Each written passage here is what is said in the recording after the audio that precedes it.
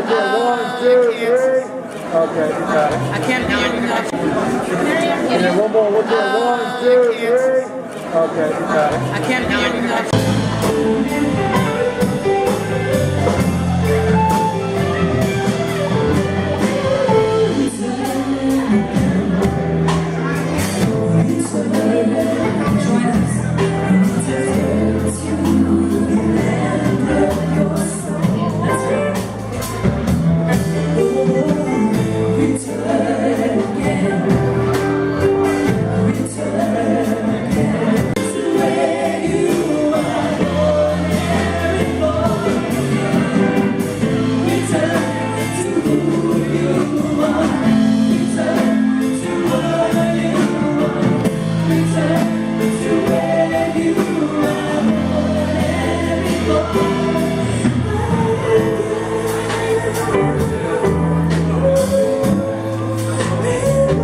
Our partners, we do this every year. 3 years ago, we stood at the same spot.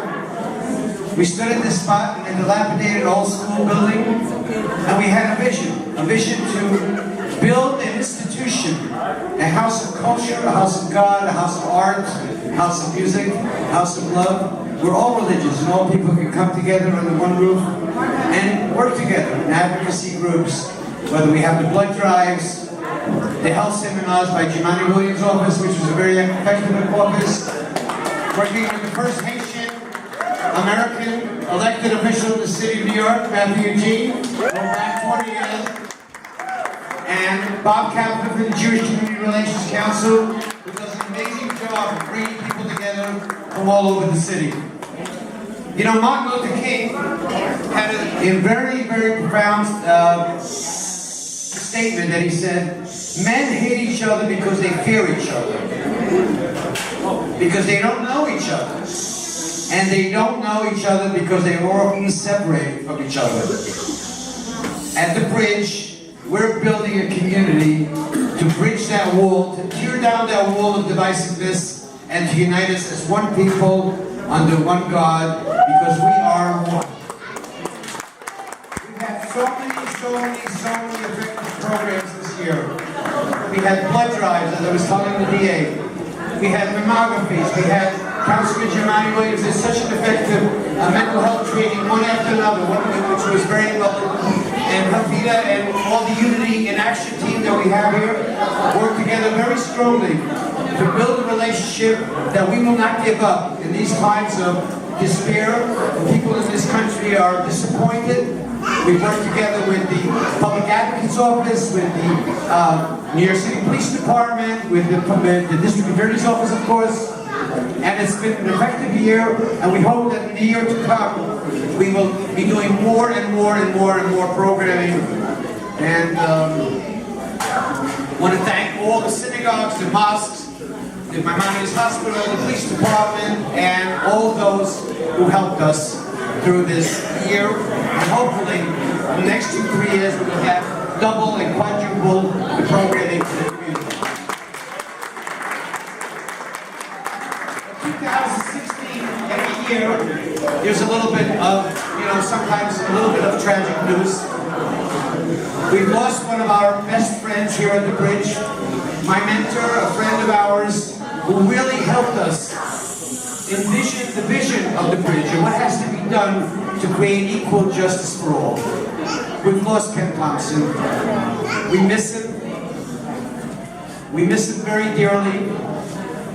And the last time I met him was at a birthday party, which was 6 months ago, or 6-7 months ago. It was his birthday party in the Brooklyn Marriott. And every time I'd meet the district attorney, I would always tell him, you know what, I don't want to bother you, hold you up, you're a busy man, we'll speak next time. Every time I met him, he says, you got to meet Eric Gonzalez. And at the birthday party, you were standing in the back. Anyways, the short lifespan that Ken Thompson's lived in this world accomplished a lot. Accomplished a conviction integrity unit, which has become sort of a symbol of hope throughout the country. The people who were in prison for no reason, who were in prison unknowingly or for whatever reason, are now free. But that's just the beginning of his legacy, and that legacy must continue on. So tonight is a very, very special honor to honor the District Attorney of Kings County. I'm not going to call you acting, because Eric Gonzalez doesn't act, he works. He's been around for 20 years in the District Attorney's office. He doesn't need any on-the-job training. He knows what prosecution means. He knows what fairness means. He knows what diversity means. He knows how to be a fair man to all. It's my great honor to present the special award.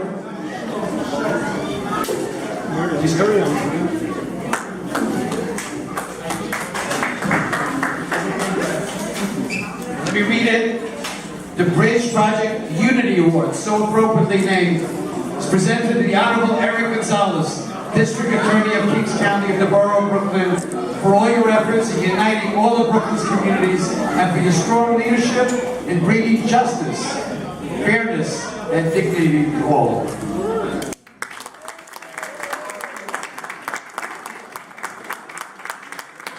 Good evening. Thank you for all being here today, for supporting what we're trying to accomplish in Brooklyn.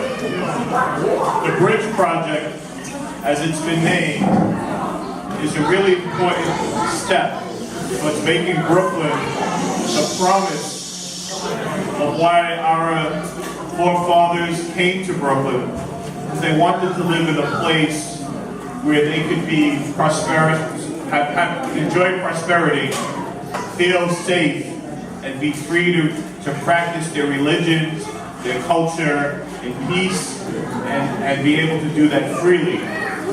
What brings us together as people is that we all want the same. We have much more in common with each other than we have things different. And too often we focus on what separates us as people, and what we're trying to accomplish here is what brings us together as humanity, what brings us together as people. And so I'm very honored that the Bridge Project would choose to honor me as a person that they believe can help unify Brooklyn. I'd also like to thank Meyer Appel, Councilman Matthew Eugene, Councilman Jamani Williams, and the other dignitaries that are here for all that they do in carrying forth that mission. I'm here in part of this into a life of public service, was that I grew up in East New York, and I grew up in a neighborhood that was a tough neighborhood, mostly black and Hispanic. I did not have a classmate who was white until I went to high school. When I went to high school down south in John Dewey High School in Gravesend, Coney Island. What I learned from those years in East New York was that the community needed help.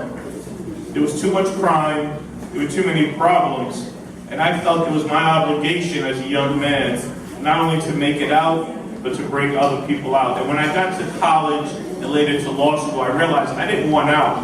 I just wanted the community to be better. So I came into the DA's office for the purpose of trying to help unify the common themes that we all had. And what were those themes? Safety and security, and most importantly, the sense that the system would treat us fairly. I also worked with him on the Begin Again program to clear summons warrants. And make no mistake, summons warrants are not harmless. They're arrest warrants. They're warrants that could lead to ordinary New Yorkers getting arrested at any time because they failed to answer a summons or pay a fine on a low-level offense. After working with Ken on those issues, he promoted me to the chief assistant. It was the first time that anyone Latino had ever been appointed to such a high position in the DA's office. He said to me, we're going to have a lot of good work to continue and I need you by my side. And when he promoted me, he asked me to take on the reins as the chief assistant, meaning the number 2, his right-hand man in the office. And I know that I'm here today receiving this award because of the things that Ken put in place, the work that we did together, and I'm very thankful. As he got sick, he leaned towards me again and he asked me, I want you to stay on as the acting DA. I think you have the right vision for Brooklyn and for what fairness and justice means in the criminal justice system. You see, we had worked together for such a long time, you know, even though it was a short period, really, in time, it was an intense period. We worked 15 hours a day, you know, many, many days a week to accomplish what we did. And I'm very proud of the 21 people that we vacated their convictions because they were wrongfully convicted. And those are the kind of themes that doesn't matter where you're from, what background you have, we all agree that what's right is right and what's wrong is wrong, and injustice in the criminal justice system means that there is no justice for all of us. So with that in mind, you know, it's very clear what my vision is. My vision is to unite us, to have a the common themes that we all care about. We care about the little ones. We care about our next generation. We care about making sure that we are protected, that we're safe in our communities. And so in our office, we have a hate crimes unit that will work very diligently to make sure that the people who want to tear us apart will be investigated and vigorously prosecuted. We'll work together to build the cohesion in our communities. We have issues of domestic violence in all communities, and my office will be a leader in domestic violence, not to put people in prison, but to find family cures, to make things that we can all agree. See, Mark was kind when he said he only had met me recently, but I knew of his work for years, the dedication that he did for a common theme, which was to protect children, to make sure that we all had the same, that people would not take advantage of our young folks. And he was a leader, and I knew of him, and I had worked with cases that he had been involved in. I worked with special victims.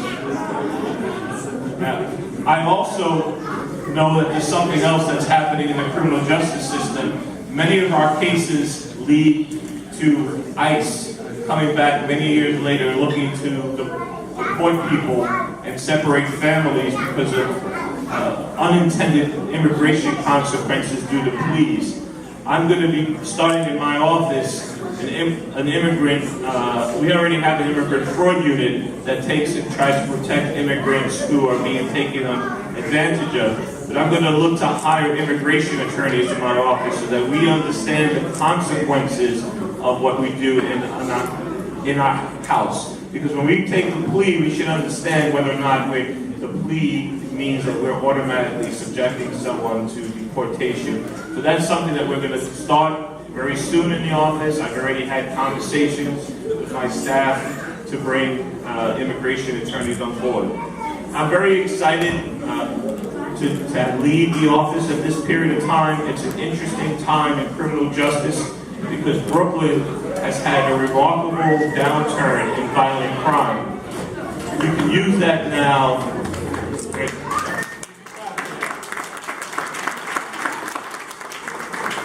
We can use that now to make sure that we're doing what we can do as an office. Prosecutors should be members of the community. Prosecutors should live in their community. Prosecutors should have a stake in what's happening. They should have skin in the game. I'm a lifelong resident of Brooklyn. Spent my life between, East New York, Bushwick, and Williamsburg. I was down in Gravesend for high school, and I feel that I know Brooklyn very well, having been a prosecutor in the borough for 22 years. We have to unite to make sure that two things, that young people don't need a prosecutor because they've been a victim of a crime, and that's the first time they met us. And then they don't need us because the first time they're being accused of a crime, they're meeting a prosecutor. They're meeting prosecutors because we're giving back to the community and we're establishing leadership. So that's what I intend to do. We started Councilman Jamani Williams. Where's Councilman? Those are the toys, the Christmas toys? Oh, for the kids, right. So all you kids come and get your toys.